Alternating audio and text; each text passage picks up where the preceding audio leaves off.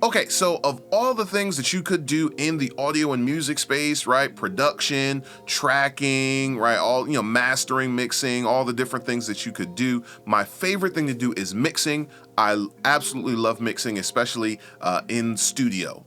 Live mixing is cool as well. I love that as well. But studio mixing, I absolutely love it. I remember when I was in school at SAE in New York, and the first time I engaged the master bus compressor on the SSL, I had never used consoles. I'd always been in the box.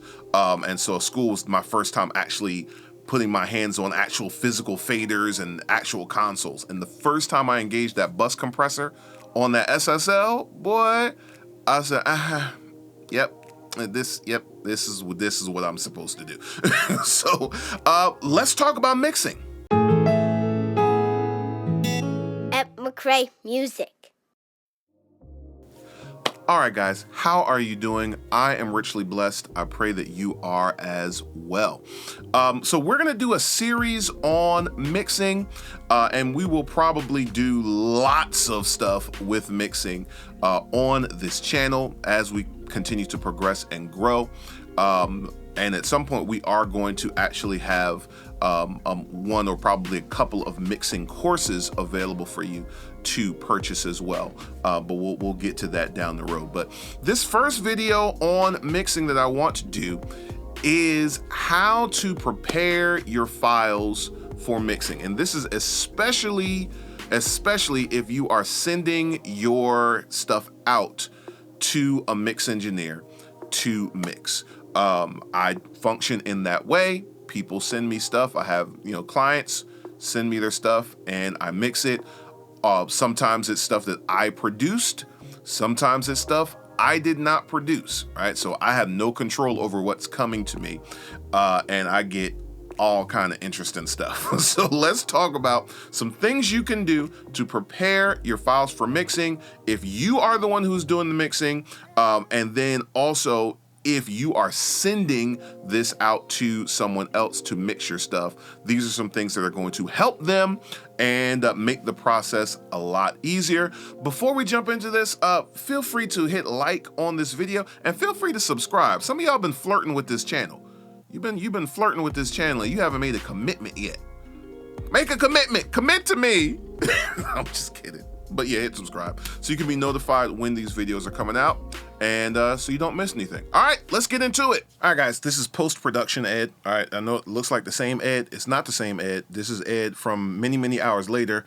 This is post-production Ed, letting you know that the audio that you're about to hear is not the audio you were supposed to hear, because you were supposed to hear audio that sounded a little bit more like this because it's coming from this microphone over here. You'll even see in the video that microphone is in front of me, but that's not the sound you're going to hear because I apparently forgot to actually hit record on my audio recorder when I started the video. So the sound you're going to hear is not the same, this good quality that you're supposed to hear. It's the sound just coming from the room, from my backup, just a raw audio from the camera. So sorry about that. The next video will have the actual real audio that you're supposed to have. All right, back into the past to present Ed, which is past Ed, which is future, whatever. Back to the video. All right, guys, so here we are in our production session. This is a production session for a song called Ain't Going Nowhere by an artist by the name of Jeremy Wallace.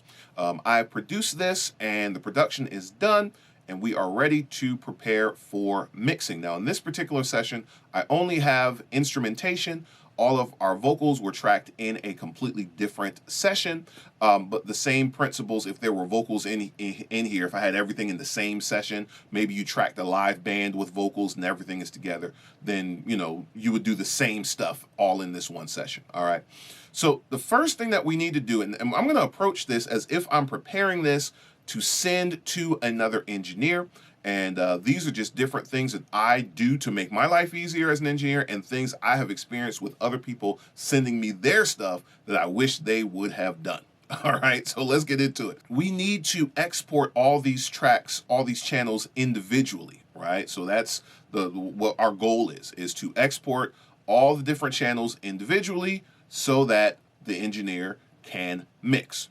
So the first thing we want to do to help with that is make sure we have named our tracks. All right, everyone look at me, lean in.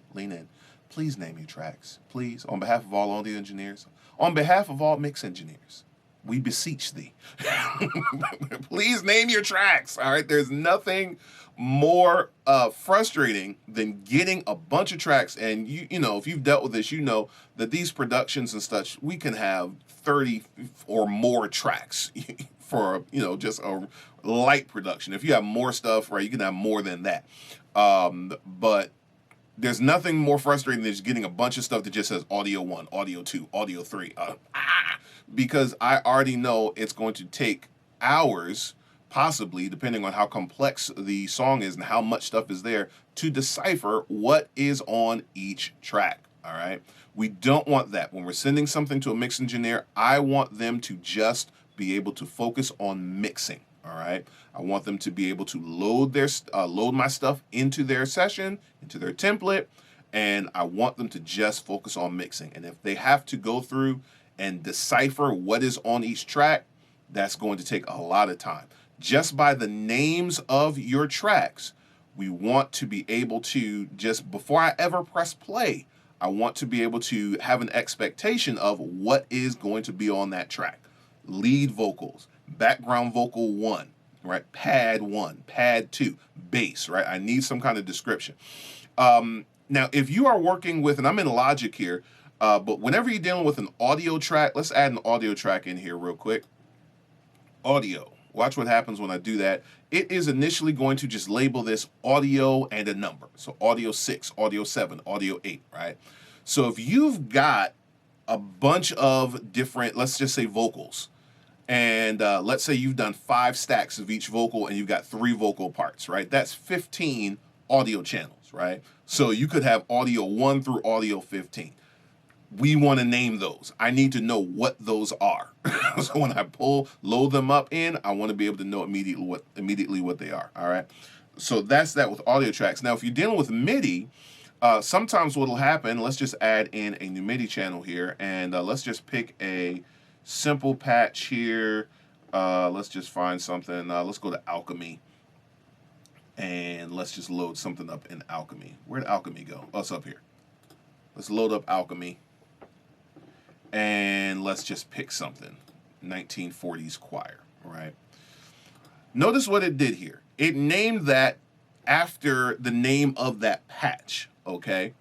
But that does not tell me if I have not, and sometimes this is true for stuff I have produced, right? Where I have left it with that name. And then sometimes you produce something and you don't come back to mixing it until sometimes weeks or months later, right? And I have had to go back and, what the heck was that again? Right? And had to listen to it. Oh, okay, that's what that is, right? So giving something a descriptive name, right, is going to help. If I was sending this out to someone, I would just rename this something like choir pad, right? Or we could even pad 1. Just something so I know, okay, this is going to be a synth pad. So I know what's going to be there. All right, so that's the first thing you got to do, guys. Name your tracks. All right, it's going to make life a lot easier for you if you are mixing, or for whoever your audio engineer is that's going to be mixing your music. All right, so we have renamed all of our tracks, right? Everything is named, it's descriptive, we're good there. So the next thing that you're going to want to do is has to do with effects, right? And this is especially true with vocals. It applies to instrumentation to some degree as well. We'll talk about that in a moment. But especially with vocals, we want to go through and we want to get any effects off of our vocals, all right? And that includes especially things like reverbs and delays. If you're sending those to a bus, we want to either delete or mute that bus before we bounce our vocals down, right? Especially if it's on the channel, we want to get that off of there. Or even things like EQ and compression, right? Distortion, any of those things, unless you are an engineer and you kind of really know what you're doing, we want to get that stuff off of there. And the reason why is because it might sound good in that context, but we want to send the mix engineer as raw of a vocal as we can, as clean of a vocal as we can, and give them the opportunity to paint the picture that they want to paint, or that we want them to paint with the mix, okay? And this might be a conversation you might want to have with your engineer, or you might decide you want to send 2 versions, right? Send a dry version and a wet version. I do that often when I'm bouncing stems. I always bounce a dry version, and a wet version, just in case later on down the road somebody wants to do a remix, or I want to do a remix and I don't want that reverb on there. Well, I got a dry version of it, right? So oftentimes what ends up happening, and let's load up an audio track real quick here again, is when you go to record, especially in Logic, what people will do is you'll go to the library and you'll choose a preset from the library. So you might go to voice and you might say, oh, bright vocal, I want to use that, okay? Look at all the stuff that it adds in. It's adding in EQ, compression, an exciter. There's a delay here. And it's sending some stuff to some buses where there's a reverb. There's actually 2 reverbs going on here, right? And so that sounds great when you're recording, right? We add that stuff in sometimes, or you might use that to kind of sweeten things up while you're recording, so it sounds good to your ears, but this is really putting your engineer in a box, right? So what I want to do is get all that stuff out of there. Quick way to do that, right? I can just come through here and just clean up, just remove everything. I can just right click if you're in Logic. I can right click up here and I can just say, all right, let's remove all effect plugins. And it's just gonna bypass them, right? I can come down here and we can either say no send for these, or I can just turn these guys off, right? And now we've just got a nice clean vocal, right? Whatever it was, hopefully it was good recording quality, and that's what we want to send out, okay? Now, this may or may not be true for instruments. I would say for instruments, if it's a tracked instrument, right, like a guitar, sometimes, people will send guitar and it'll have like whatever was going on through the pedal. There might be a reverb or something on the pedal or what have you. If you cannot do that, that's great, because again, what you're doing is you're really putting your mix engineer in a box. Unless it specifically is the vibe that you want. Maybe there's a particular reverb on an instrument, not a vocal, but on an instrument that is really giving it the vibe that you want, and that's the sound you want to keep. Then by all means, right? Or some compression, maybe some distortion on a guitar or on a synth lead or something like that that's giving it the sound you want, then leave that there, right? But if it's not creating a vibe, right, and it's just there just to kind of sweeten things while you're recording, take that off of there, or at least bounce a clean version of it without it on there, and give the engineer an opportunity to choose which one they actually want to keep, all right? So get those effects off of there. It's going to make life a lot easier. All right, so the next thing that we want to do is we want to make sure that none of our tracks are clipping, all right? Now, we could get into gain staging, and if you have the know-how and the capability to do that at the production level, that is awesome, because that's going to make mixing all the more easy and less work for you or your audio engineer to do. But if you don't know what gain staging is, we don't need to worry about that right now. What we do need to worry about is we want to make sure none of our tracks are clipping, right? So what does that mean? That means I'm going to pull up my mixer, right? Whatever DAW you're using, you can pull your mixer up. We're going to go to different sections of the song. We're going to make sure that nothing is in the red, right? So I'm just going to play this where I'm looking at stuff. Now, I've gain staged this at least to some degree. And so this is what we want to see. We don't want to have anything all up here in the red. We don't want to have any alarms going off. Let's go to a different portion of the song here. All right, I definitely just replayed the same section of the song. Let's go to a different section. Right, so kicks and snares, right, transients are fine, right? We can have stuff up in the yellow. All that is good. All right, we don't want anything red. All right, let's go over here where there's some heavier drums. Over in here. All right, so again, we're just doing this, right? We're making sure nothing is clipping, right? If anything is going on, this is especially true with vocals, right? Oftentimes when people are recording vocals, you might crank things up a little bit so that you can hear it better in your headphones, but then you might distort that vocal. Now, if you have recorded it and it was recorded distorted, that's a whole other issue. You might need to go back and re-record some of those vocals. But just the level we're sending them out at, we want to make sure that nothing is clipping. Gives our engineer less work they have to do when they get ready to start gain staging. You will see that process when we get to that in a few videos from now. Okay, the next thing we want to make sure we do is consolidate our tracks. Now that means two things. First of all, that means we want to make sure everything is starting and stopping at the same time. It's going to generate audio files or wave files that are going to be the same length, all right? So what I'm going to do that is just create a nice loop here, highlight this whole thing in Logic, and this is the range that's going to bounce down. So all these are separated, right? All these MIDI regions are separated right now, but when I export everything, it's going to send out or create WAV files that are this exact length. And so that way I can load everything up into my mix template and everything will start at the same time. Everything will be in sync, okay? So the other thing that you want to do is, if possible, you can condense the number of files that you create by making sure that you don't have multiple like groupings of tracks that are unnecessary. So like, for example, let's say you did 15 stacks of vocals in total. Sometimes people will have 15 channels for chorus 1, and then a second set of 15 channels for verse 1, and then a whole other set of 15 channels for bridge 1, right? But they're not overlapping. It's the same vocals. It's the same soprano, alto, and tenor, or whatever it is, right? There's really no need for those to be separate like that, because now you're creating 45 tracks when really we only need 15, right? So what you can do is just move the ones that are on, let's say verse 1, you can move those same vocals up and have them be in your chorus tracks or what have you, right? So there's no overlap. And, as long as there's no overlap, and this will create less tracks for you to have to deal with, less stuff for your engineer to have to deal with, and just make life a little bit easier. But we want to consolidate our stuff as best as possible so they can just load it all up and we're good to go. All right, last thing we need to do is export our tracks and then send them off to our engineer or put them wherever we are going to put them until we're ready to mix.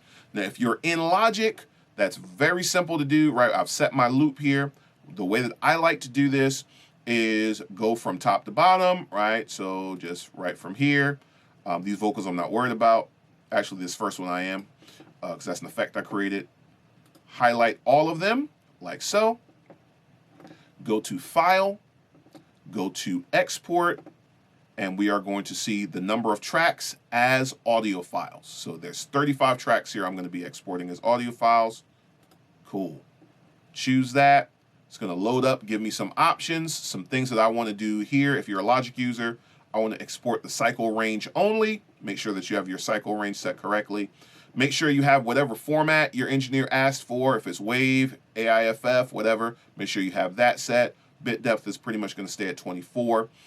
Here is another way. If you didn't want to remove your plugins, we can just bypass them right here, which is great. I tend to not do that. I also like to include the audio tail, include volume and panning automation. Sometimes I might do a little bit of that in my production. And then for normalizing, I want to turn that off.